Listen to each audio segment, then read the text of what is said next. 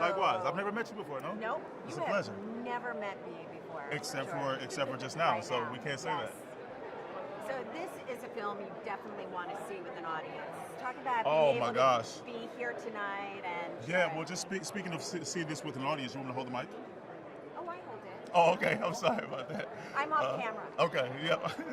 So, just speaking of seeing this movie with an audience, I saw it last week in Atlanta, and people were just talking to their neighbors to the left and the right with their theories and screaming back at the screen. And it's one of those movies that's definitely can be interactive if you allow it to, or you can go in and see it yourself if you dare. But it's definitely one that you want to get into the theater, see it with the audience, because it's really a conversation piece from the start to the finish, and even after you leave the theater.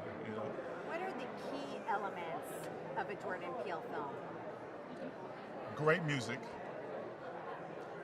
sneaky comedy, and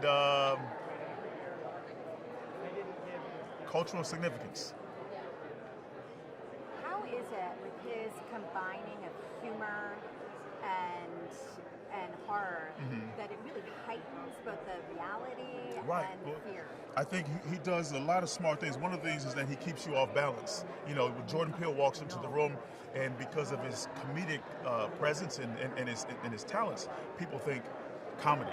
They think comedy, and so when you leave for it, and he'll give you comedy, but then he'll give you the horror right underneath, and at the same time he'll give you the social commentary of it all, and then he'll give you something that's really cool too.